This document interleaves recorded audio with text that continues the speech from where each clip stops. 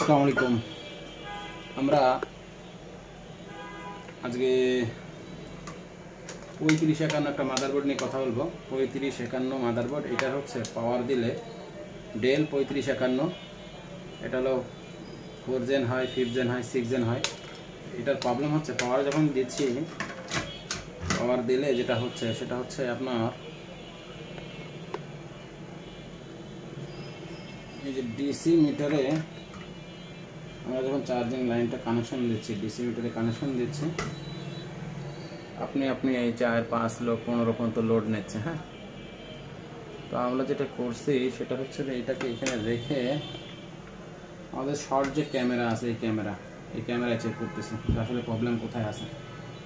তো আমরা ক্যামেরা লাগানোর পরে দেখলাম এইখানে যে ক্যামেরায় সব জায়গায় চেক করার পরে দেখি ক্যামেরায় যেটা দেখাচ্ছে এটা যদি থার্মোস্টেট শর্ট আছে। হ্যাঁ, আপনারা দেখতে পাচ্ছেন এই যে মসফেটটা শর্ট আছে, এই যে মসফেটটা শর্ট আছে, ঠিক আছে। পিকিউ 102 নাম্বার মসফেটটা শর্ট আছে। এটা পিকিউ 102 নাম্বার মসফেটটা কিসের জন্য? পিকিউ 102 নাম্বার মসফেটটা হচ্ছে আমরা চেক করব পিকিউ 102 মসফেটটা হচ্ছে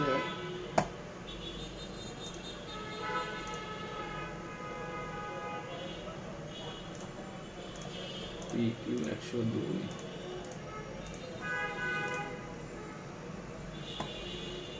পিকিউ 102 নাম্বার মসফেট হলো থার্মোস্টেট। কি মসফেট? থার্মোস্টেট। কিভাবে বুঝবো থার্মোস্টেট? এই দেখেন, এই হলো আপনার ফার্স্ট মসফেট, সেকেন্ড মসফেট, এই হলো থার্মোস্টেট পিকিউ 102। ঠিক আছে। তো থার্মোস্টেটটা কিসের জন্য? থার্মোস্টেট হলো ব্যাটারি যে কানেকশনটা হয়, ওই ব্যাটারি কানেকশনটা দিলে থার্মোস্টেটের লাইনটা আসে। ঠিক আছে। তো থার্মোস্টেটের ব্যাটারি এই মসফেটটা শর্ট দেখাচ্ছে। তো আসেন আমরা মসফেটটা চেঞ্জ করি। মসফেটটা চেঞ্জ করার জন্য আমরা সেম কোম্পানির ল্যাপটপ আমাদের কাছে কিছু আছে নষ্ট মাদারবোর্ড, তার থেকে খুলে লাগাবো। সেম মাদারবোর্ড আছে, ঠিক আছে। 3451, 3551 একই মাদারবোর্ড। আমরা এতে খুলে লাগাবো, লাগিয়ে চেক করবো। আপনারা সাথে থাকেন, দেখতে পারবেন।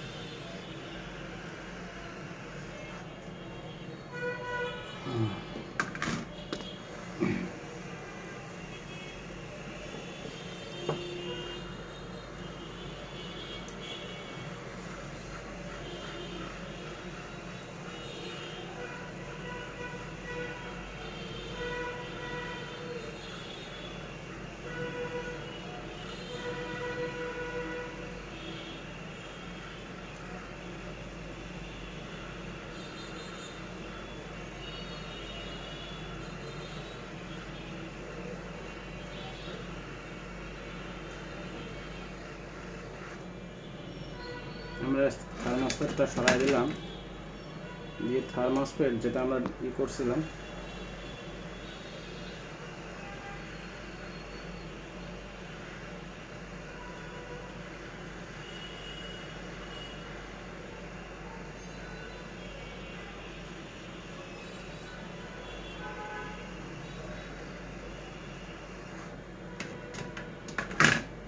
পেস্ট নিয়ে নিই, যাতে মাদারবোর্ড অনেক পুরাতন হয়ে গেলে জায়গাটা নষ্ট হয়ে যায়। হ্যাঁ, দেখে শুনে কাজ করতে হয় আর কি।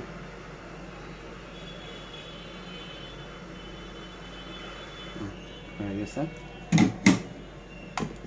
আমাদের কাজ শেষ। থার্মোস্ট্যাট শর্ট ছিল, আমরা পাল্টাই দিছি।